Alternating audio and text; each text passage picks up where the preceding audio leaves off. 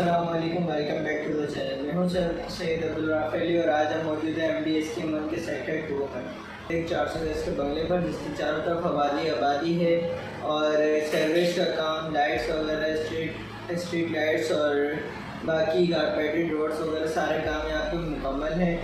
और इसके अलावा ये देख सकते हैं अभी सामने नेशनल हाईवे है, यहाँ पे गाड़ियाँ आपको चलती हुई नज़र आ रही होंगी।